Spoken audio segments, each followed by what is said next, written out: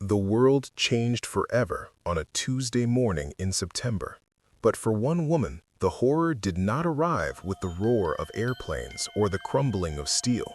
For her, the nightmare began with a phone call, a simple instruction to stay put, and the slow, dawning realization that she was not alone in the house.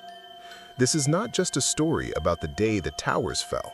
It is a story about the evil that sometimes waits for us in the quietest places, the kind of evil that doesn't need to fly a plane into a building to destroy a life.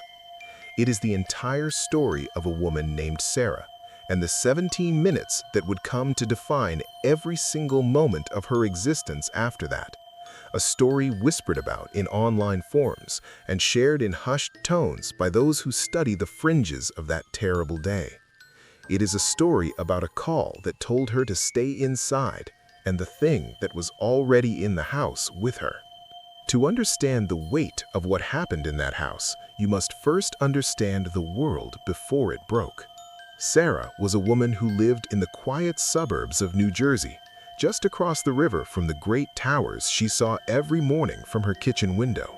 Her life was one of routine and simple comforts, a life built on the foundation of a loving marriage and the laughter of a young daughter. Her husband, a financial analyst named David, would leave early each morning to catch the PATH train into the city, his destination the upper floors of the World Trade Center. Their daughter, Emily, was just 5 years old, a whirlwind of crayon drawings and endless questions about the world. Sarah's days were filled with the soft rhythm of motherhood, the school run, the grocery store, the quiet afternoons when Emily napped and she could sit with a cup of coffee and watch the sun glint off the twin towers in the distance. They were her landmarks, as permanent and reliable as the sunrise itself, a symbol of her husband's hard work and the promise of their future together. The world felt solid, safe, and predictable, a place where the greatest worries were scraped knees and whether the roast would be done in time for David's return. It was the kind of life people dream of, a quiet haven from the chaos of the wider world, a world that, on the morning of September 11, 2001, was about to crash through her front door in the most terrifying way imaginable.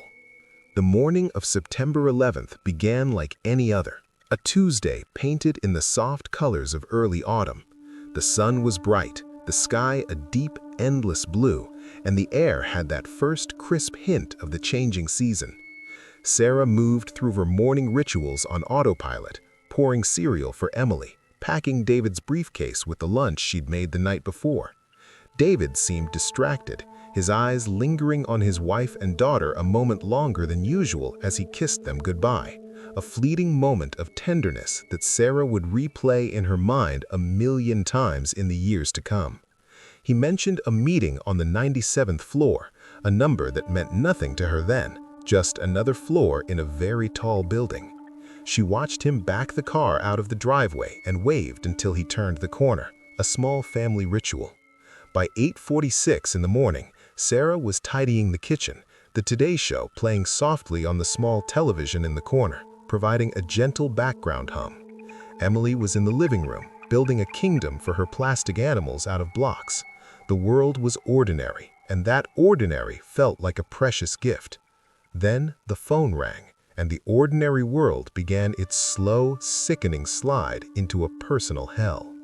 The voice on the other end of the line was calm, professional, but carried an undercurrent of something Sarah couldn't quite place, a tension that felt wrong for so early in the day. It was her mother-in-law, calling from Florida, her voice crackling with the long-distance static of the era. She told Sarah to turn on the television, her words coming out in a rushed, jumbled mess about a plane and the World Trade Center.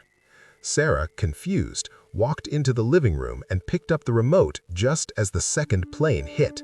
She saw the explosion, the fireball blooming against the perfect blue sky, and the world stopped. Her hand flew to her mouth, the remote clattering to the floor. Emily, sensing her mother's distress, asked what was wrong, her small voice a distant echo in Sarah's ears. The phone was still in her hand, and her mother-in-law was screaming now, a raw, primal sound. It was in that moment of absolute chaos, with the image of the towers burning seared into her mind, that the dispatcher from the local police department called, commandeering the line. The voice was firm, an anchor of authority in a suddenly unmoored world. He told her there was an emergency, a national emergency, and that all civilians were to remain indoors, lock their doors, and stay away from windows. He told her to stay inside. He told her they would send help as soon as they could. He told her everything would be okay. And then he hung up, leaving Sarah alone in her living room with a television showing the end of the world and a 5-year-old girl asking if Daddy was okay. The silence after the phone clicked was deafening, broken only by the hysterical, looped commentary from the television. Sarah felt a primal fear grip her heart, a cold hand squeezing the very life out of her. David, he was in that building. He was on the 97th floor. Her entire being screamed to run, to drive into the city, to dig through the rubble with her bare hands. But the dispatcher's words echoed in her head, a direct order from a figure of authority. Stay inside. It was for her safety. It was for Emily's safety. They said they didn't know if there were more planes, more attacks. The suburbs, once a haven, now felt like a potential target. She was frozen, a statue in her own home, torn between the desperate instinct to flee and the numbing command to obey. She knelt on the floor, pulling Emily into her arms, and they watched the towers burn together, mother and daughter clinging to each other as the unthinkable unfolded on the screen. And in that moment of frozen terror, she heard the first sound. It was not the sound of a plane or a distant explosion or a screaming siren. It was the sound from within her own house, from the room directly above her head. A soft, deliberate creak, the sound of a floorboard in the master bedroom groaning under the weight of a footstep. At first, her mind, desperate for any rational explanation, tried to dismiss it. It was the house settling. It was the wind, though there was no wind. It was the stress of the moment playing tricks on her hearing. But as she held her breath, listening, the sound came again. Another creak. Then the soft, unmistakable sound of something being knocked over, a small, dull thud from upstairs. The sound of her hairbrush, perhaps, or a book from the nightstand falling to the floor. Her blood ran cold, a chill so profound it seemed to freeze the very air in her lungs. She looked at Emily, whose wide eyes were fixed on the television, oblivious. Sarah's gaze then drifted, almost involuntarily, to the window facing the street. Every house on her quiet cul-de-sac was still, driveways full of cars, doors shut tight. Everyone was inside, just like the dispatcher had ordered. Everyone was staying put. But if everyone was inside their own homes, then who or what was walking around in hers? The question echoed in her mind, a terrifying counterpoint to the mayhem unfolding on the screen. The nightmare on the television was a national tragedy, a public horror. But the nightmare in her house, that was hers alone, and it had just begun. The third creak was louder, more deliberate, as if the person upstairs was now moving with a purpose, walking from the master bedroom towards the hallway. Sarah's heart hammered against her ribs so violently she was sure Emily could feel it. Her mind raced through the possibilities, each one more terrifying than the last. A burglar, taking advantage of the chaos to loot empty homes. But why would a burglar be upstairs, walking around so casually, instead of grabbing valuables and running? Could it be a neighbor, frightened and confused, who had somehow gotten in? The doors were locked. She had locked them herself that morning after David left. The windows were closed. There was no other way in. Unless... The thought was too horrible to complete. Unless the person, the thing, had been inside all along. The television droned on, a reporter's voice crackling with panic as the first tower began to crumble. Sarah watched the smoke plume change, collapse in on itself, and a scream caught in her throat. "David!" But her terror for her husband was instantly, violently pushed aside by a more immediate, more personal dread. From upstairs, she heard another sound. Not a creak this time, but the soft, dragging slide of something being pulled across the carpeted floor. It was coming from the direction of Emily's room. The sound of something being dragged across Emily's bedroom floor was the key that unlocked a new level of terror within Sarah. It was a violation so profound, so intimate, that it shattered the last vestiges of her rational thought. That was her daughter's room, a sacred space filled with stuffed animals and princess dreams. The thought of an intruder in that room, touching Emily's things, was unbearable. A hot, protective fury began to kindle in her stomach, warring with the paralyzing fear. She had to protect her child. She had to know what was upstairs. But the dispatcher had told her to stay inside, to stay put. The television was showing the second tower collapsing now, a plume of gray dust and debris rushing through the canyons of lower Manhattan like a living thing. The world was ending outside her window. But in her house, something else was happening, something just as apocalyptic. She gently, silently pried Emily's arms from around her and put a finger to her lips, the universal sign for silence. Emily, sensing the shift in her mother's demeanor from scared to something else entirely, nodded, her small face pale. Sarah looked around the living room for a weapon. Her eyes landed on a heavy glass paperweight on the coffee table, a gift from David on their first anniversary. She picked it up, its weight cold and solid in her trembling hand. It felt pathetically inadequate against an unknown threat, but it was all she had. With a final, terrified look at her daughter, she began to move towards the stairs. The staircase had never seemed so long, so steep, so dark. The morning sun, so bright just moments ago, seemed to have dimmed, casting long, strange shadows that danced and shifted with every step she took. Each stair creaked under her weight, a sound that now seemed deafening, a betrayal of her movement. She gripped the paperweight so hard her knuckles were white. At the top of the stairs, the hallway stretched out before her, a tunnel of closed doors. The door to the master bedroom was ajar, the way she had left it that morning. The door to the guest room was shut, and the door to Emily's room, the room from which the dragging sound had come, was wide open. From her position at the top of the stairs, she could only see a sliver of the room inside, a corner of the pink rug, the leg of the white crib she had only recently graduated from. Everything was still. The silence was absolute, a stark contrast to the muted chaos still pouring from the television downstairs. She took a step forward, then another, her eyes fixed on the dark opening of her daughter's door. The air in the hallway felt thick, heavy and cold, as if she were walking into a walk-in freezer. She could see her breath, a tiny wisp of vapor in the air, and that single impossible detail almost made her turn and run. But she couldn't. She had to know. As she drew closer to Emily's door, she could see more of the room.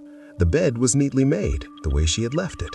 The books on the shelf were in order, but the toy box in the corner, the big wooden one David had built, was open. Its lid, which is always kept shut, was propped up against the wall, and the contents, the stuffed animals, the dolls, the building blocks, were not inside. They were strewn across the floor, as if someone had been searching for something, or as if something had crawled out. The sight of her daughter's precious toys violated and scattered ignited the fury again. She stepped into the doorway, the paperweight raised, ready to strike. But the room was empty. The closet door was shut. The window was closed. There was no other way in. Relief, swift and dizzying, washed over her, so powerful it made her knees weak. She leaned against the doorframe, her heart pounding, a sob of relief escaping her lips. It was just her imagination, a trick of the light and sound, amplified by the terror of the day.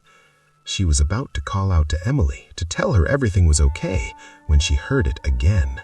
A sound so faint, so close, that it froze her blood in her veins. It was coming from inside the closet. It was the soft, rhythmic sound of breathing. The sound of breathing from inside the closet was not the heavy, panicked breathing of a frightened child or a desperate intruder. It was a slow, deep, measured sound, the breath of something that was patient, something that was waiting. Sarah stood frozen in the doorway of her daughter's room, the paperweight feeling like a feather in her hand. Her mind, which had just convinced her she was safe, now reeled into a darkness it could not comprehend. The closet door was a standard hollow-core door, painted a cheerful shade of lavender. It was a door that led to a small space filled with Emily's out-of-season clothes and a few boxes of old photographs. It was a door she had opened 1,000 times without a thought. Now, it was the most terrifying object in the world. The breathing continued, a slow, steady rhythm, in and out, in and out. It was not human. That was the thought that crystallized in her mind with terrifying clarity. It was too deep, too resonant, as if the lungs producing the breath were enormous, filling the entire closet. The air in the room grew colder still, and a faint, foul odor began to seep from the cracks around the closet door. It was the metal of damp earth, of something ancient and rotten, of a grave recently disturbed. Sarah wanted to run. Every fiber of her being screamed at her to grab Emily and flee the house. Damn the dispatcher's orders. Damn the unknown threat of more planes. But her legs would not move. She was rooted to the spot, her eyes locked on the lavender door, as the thing behind it breathed. Downstairs, the television continued its relentless coverage. Sarah could hear the muffled voices of the anchors, the words terror, attack, and collapse floating up the stairs like evil incantations. The world was falling apart out there, but the true apocalypse, she realized with a sickening lurch, was right here, in her daughter's closet. The breathing stopped. The sudden silence was more terrifying than the sound itself. It was the silence of a predator going still, of a hunter who has just sensed its prey is near. Sarah's breath caught in her throat. She could feel a presence behind the door, an awareness, a consciousness that was now focused entirely on her. The cold intensified, biting through her clothes, raising goosebumps on her skin. The foul smell grew stronger, making her want to gag. And then, the doorknob began to turn. It was a slow, deliberate movement, the brass knob rotating inch by inch with a soft, grinding creak. It was the decision being made. Sarah watched, paralyzed with a terror so complete it was beyond fear, as the latch cleared the strike plate. The lavender door, moved by an unseen force, began to swing slowly open. The door swung open on silent hinges, revealing not the jumbled mess of clothes and boxes she expected, but a darkness so absolute, so complete, that it seemed to suck the light from the room. It was a darkness that was alive, a void that pulsed with a malevolent energy. The smell of damp earth and decay washed over her in a wave, so potent it stung her eyes. And from within that perfect blackness, something looked back at her. A low, rumbling sound emanated from the darkness in the closet. It was not quite a growl, not quite a word, but something in between, a vibration that she felt in her bones. It was a sound of satisfaction, of hunger finally being acknowledged. The darkness began to move, to seep out of the closet like a living fog, crawling across the pink rug, consuming the scattered toys in its path. Where it touched, the cheerful colors of the room seemed to fade, leached of their life. The stuffed animals, when the darkness flowed over them, looked instantly old and decayed, their glass eyes becoming dull and cracked. Sarah finally found the strength to move, but it was not the strength to fight. It was the primal instinct to flee. She stumbled backward out of the room, her eyes never leaving the expanding pool of darkness. She turned and ran for the stairs, her feet barely touching the ground. She could hear it behind her, not footsteps, but a slithering, sliding sound, the sound of the darkness itself moving, pursuing her. She reached the top of the stairs and practically threw herself down them, landing hard at the bottom, the paperweight skittering across the floor. She scrambled to her feet, ignoring the pain in her ankle. Emily was where she had left her, sitting on the living room floor, but her eyes were no longer on the television. They were fixed on the top of the stairs, her small face a mask of pure, uncomprehending terror. She was staring at the thing that was now descending, the darkness that was slowly, methodically beginning to fill the entire house. The darkness did not so much descend the stairs as ooze down them, a thick, living shadow that clung to the walls and swallowed the morning light. As it reached the bottom, it began to spread across the living room floor, a silent, creeping tide of absolute black. Sarah grabbed Emily, pulling the little girl into her arms, and backed away until she was pressed against the front door. She fumbled behind her for the deadbolt, her fingers numb with cold and fear. She turned it, pulled the door open, and was met not with the fresh air and sunlight of her front porch, but with an impenetrable wall of gray. The world outside her door had vanished. Where her driveway, her lawn, her neighbor's house should have been, there was only a swirling, dusty fog. It was the cloud of debris from the collapsing towers, carried across the river by the wind, a toxic shroud that had blanketed her entire town. The dispatcher had told her to stay inside, but the outside was now just as hostile, just as impassable as the inside. They were trapped. The gray wall of dust and the black tide of shadow were converging on her and her daughter in a shrinking pocket of reality. The television, still on, was now just static, a hissing white noise that seemed to mock their desperation. The darkness paused for a moment, as if savoring their utter despair. It had them. There was no escape. The world had ended, and in its place, this thing had made its move. The low rumbling sound came again, but this time it was clearer, closer to speech. It was a sound that seemed to be made of creaking floorboards and rustling leaves and the distant echo of a child's cry. It was the voice of the house itself, corrupted, turned inside out. From within the rolling blackness, shapes began to form, suggestions of forms. Sarah saw a long, thin arm, impossibly jointed, reaching for them. She saw a face, or the suggestion of a face, with too many eyes and a mouth that opened sideways, a lipless gash filled with teeth that were not teeth at all, but shards of broken mirror reflecting back their own terrified faces. Emily buried her face in Sarah's neck, her small body shaking uncontrollably. Sarah, with nothing left but the last dregs of a mother's protective instinct, held her daughter tighter and faced the horror. She thought of David, of his last kiss that morning, of his meeting on the 97th floor. She prayed that wherever he was, his end had been quicker, less aware than this. She prayed that he had not had to see what was in their home. The long, jointed arm stretched out, its fingers, if they could be called fingers, reaching for Emily's hair. But just as the thing was about to touch them, a new sound pierced the hiss of the television and the rumbling of the darkness. It was the sound of a telephone ringing. It was the phone in the kitchen, the same phone that had delivered the dispatcher's fatal instruction. It rang once, a sharp, insistent jangle. The darkness paused, the reaching arm hovering in the air. It rang again. The thing's many-eyed face seemed to turn towards the sound, a flicker of what might have been annoyance crossing its twisted features. It rang a third time, and this time Sarah recognized the ringtone. It was the special ring she had set for David's cell phone, a silly, upbeat tune he had always pretended to hate. David was calling.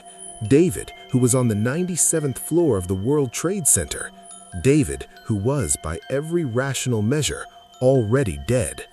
The phone rang a fourth time, and the darkness seemed to shrink back from the sound, the inky blackness receding just a few inches from Sarah and Emily. The noise was an intrusion, a connection to the world that had been, a world of love and laughter and simple, ordinary things. And in the face of that memory, the ancient evil in her living room hesitated. Sarah lunged for the phone. Her movement broke the spell of her paralysis. She grabbed the receiver, her hands slick with sweat, and pressed it to her ear. For a split second, there was only static, the hiss of the dead air between worlds. Then a voice, faint and crackling with distance, but unmistakably David's. He wasn't screaming, he wasn't panicked. His voice was calm, even, as if he were calling from a very quiet, very distant place. He said her name just once, Sarah. And in that single word was a lifetime of love, a goodbye, and a warning. The line went dead. but the effect on the darkness was instantaneous and profound. The rumbling grew into a roar, a sound of pure, frustrated rage. The long arm retracted, the face dissolved, and the blackness began to churn and writhe as if in great pain. The sound of David's voice, a voice from beyond the grave, a voice of pure love, was a poison to it. It could not stand against something so bright. The gray dust outside the door began to lighten, the sun struggling to pierce through. The hissing static on the television flickered, and for a moment an image appeared, a frozen frame of the American flag still flying over the rubble. The darkness let out one final earth-shaking ground, and then, like a frightened animal, began to retreat. It pulled back from Sarah and Emily, flowed backwards across the living room floor, and surged up the stairs, a black tide in reverse. It poured back into Emily's room, back into the closet, and the lavender door slammed shut with a deafening bang that echoed through the now silent house. Sarah and Emily stood in the living room, gasping for air, the cold receding, the foul smell fading, replaced by the acrid scent of the dust that was now seeping in under the front door. The sun was returning, a pale, watery light filtering through the gray haze outside. The immediate horror was over, but the house would never be the same. The silence that returned was not the comfortable silence of a family home. It was a watchful silence, the silence of a held breath. The thing was still there, in the closet, in the walls, waiting, but it had been shown that it was not all-powerful. It had been challenged, and it had retreated. Sarah sank to the floor, holding Emily, and for the first time since the phone rang that morning, she wept. She wept for David, for the world that had ended, and for the innocence that had been stolen from her daughter and herself. The towers were gone, her husband was gone, but they and Emily were still here. They had survived the attack on their country, and they had survived the thing in their house. The phone call that had told her to stay inside had nearly been her death warrant, but another phone call, a miracle from the other side, had been their salvation. As the dust slowly settled outside, Sarah knew that their journey was just beginning. The world outside was a pile of rubble and grief. The world inside held a lurking terror. They were caught between two apocalypses, and the only way forward was to find a way to live in the ruins of both. The weeks that followed were a blur of national mourning and personal, private terror. The entire country was glued to their televisions, watching the footage of the planes hitting the towers over and over, reading the biographies of the nearly 3,000 souls who had perished. Sarah's living room, the very spot where she had faced down a primordial evil, was now a shrine to a very human one. She received the official notification about David, a folded flag and a kind letter from a stranger in the government. She attended a memorial service at a local park, standing among hundreds of other newly minted widows and widowers, all of them wearing the same stunned, hollow expression. But while they grieved a national tragedy, Sarah carried an additional, unspeakable burden. She couldn't tell anyone about what happened in her house. Who would believe her? The police were overwhelmed, the FBI was everywhere, and the last thing she needed was to be labeled a crackpot, a grieving widow who had lost her mind along with her husband. So she kept the secret, locked away in her heart, like the thing was locked away in the closet upstairs. But she knew it was there. Every time she climbed the stairs to put Emily to bed, every time she passed the lavender door, now kept firmly shut with a heavy dresser pushed against it, she felt its presence, a cold spot in the hallway, a faint whiff of decay in the air. Life, as it must, began to tentatively reassert itself. Emily went back to school, her young mind already beginning to blur the memories of that terrible morning, turning them into childish nightmares she couldn't quite explain. Sarah tried to return to some semblance of normalcy. She went through the motions of grief, accepting casseroles from neighbors, writing thank you notes for sympathy cards. But her nights were a waking nightmare. She slept on the couch in the living room, a hammer under her pillow, every creak of the house sending a jolt of adrenaline through her system. She knew the dresser in front of Emily's door was a flimsy barrier, a symbol of her denial more than a real defense. The thing was patient. It had waited for years, perhaps centuries, for the right moment. It could wait a little longer. And it was waiting. She could feel its attention on her, a constant low-grade pressure at the edge of her consciousness, like a headache that never quite goes away. It was studying her, learning her patterns, her fears, her weaknesses. It had been beaten back by David's voice, a voice of love from beyond. But love, she was learning, was hard to hold on to in the face of relentless grief and grinding exhaustion. One night, about 3 months after September 11th, Sarah was jolted awake by a sound from upstairs. It was not a creak or a footstep this time. It was a whisper, a soft, sibilant whisper that seemed to slither down the stairs and wrap itself around her. It was calling her name. Not Sarah, the way David had said it. It was a corrupted version, a hissing, drawn-out Sarah that was full of mockery and hunger. It was the thing, and it was growing bolder. The power of David's last call was fading, the memory of that bright moment of connection dimming with each passing day. The thing was feeding on her grief, on her isolation, on the silence she was forced to maintain. It knew she was alone. It knew no one would come if she screamed. The government had told everyone to move on, to be strong, to go back to work. The first responders were gone. The world's attention had shifted to Afghanistan, to the hunt for bin Laden. The quiet suburbs of New Jersey were no longer a front-page story. They were just a place where people lived with their memories. And in one house on a quiet cul-de-sac, a woman was living with a monster. The whispering continued, night after night. Sometimes it was just her name. Other times it would whisper terrible things about David, describing his final moments in the tower in graphic, agonizing detail. Details Sarah had never known and prayed weren't true. It would whisper about Emily, about the softness of a child's soul, about how long it had been since it had tasted such purity. It was psychological warfare, a slow, deliberate campaign to break her will, to make her so desperate, so hopeless, that she would open the door herself and invite it in. And it was working. Sarah's health began to fail. Dark circles ringed her eyes. She lost weight she couldn't afford to lose. She became short-tempered with Emily, snapping at her for the smallest things, then holding her and sobbing with guilt and fear. She knew she was losing the battle. She needed help, but there was no one to turn to. The local priest would think she was mad. A therapist would prescribe pills. The police would laugh. She was utterly, completely alone against a force that was as old as the hills. The legacy of September 11th for her was not just the loss of her husband, but the loss of her sanity, her home, and soon, perhaps, her very soul. Desperation drove Sarah to the one place she had been avoiding, the internet. In the early months after the attack, the web had been a source of comfort and connection, a place to share grief with others. But it had also been a place of conspiracy theories and dark corners.